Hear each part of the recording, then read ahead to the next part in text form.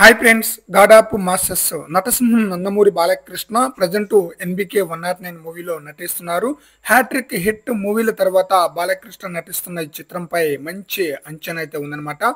ఈ చిత్రంతో Balakrishna double hat trick కి తొలి అడుగు వేయబోతున్నారనమాట. ఆ స్థాయిలో హైప్ అయితే ఉందన్నమాట ఈ చిత్రంపై.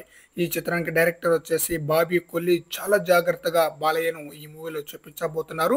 అయితే ఈ మూవీకి మృగేంద్రుడు అనే టైటిల్ పెట్టే ఛాన్స్ ఉన్నట్లు కూడా తెలుస్తుంది. మృగేంద్రుడు అంటే సింహానికి మరో పేరు అన్నమాట. సింహం అనే పదం బాలయ్య సినిమాలో టైటిల్ కి పెడితే ఏ రేంజ్ లో ఆకట్టుకుంటుందో స్పెషల్ గా చెప్పనవసరం లేదనమాట. అందుకని మృగేంద్రుడు అనే టైటిల్ పెట్టే ఛాన్స్ ఉన్నట్లుగా తెలుస్తుంది. అలాగే ఈ చిత్రంలో బాలకృష్ణ 2 పాత్రలో నటిస్తున్నారంటే ఆల్రెడీ ఒక పాత్రను మనం ఫస్ట్ గ్లిమ్స్ లోనే చూసేసాం.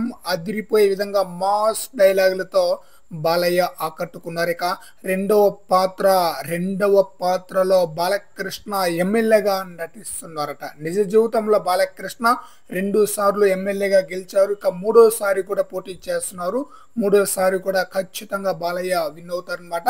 అలాగే ఎన్బికే 109 మూవీలో బాలకృష్ణ ఎమ్మెల్యే పాత్రలో చాలా బ్రహ్మాండంగా ఆడియన్స్ ని ఆకట్టుకోబోతున్నారట. పొలిటికల్ పంచ్ డైలాగ్స్ వేరే లెవెల్లో ఉండబోతుందట. వాస్తవంగా ఈ చిత్రాన్ని ఏపీలో జరగబోతున్న అసెంబ్లీ ఎలక్షన్ కి ముందుగా రిలీజ్ చేయాలన్న ఉద్దేశంతోనే ఈ మూవీని స్టార్ట్ చేశారు. అలాగే షూటింగ్ కూడా చాలా స్పీడ్ గా జరుపుకున్నారనమాట.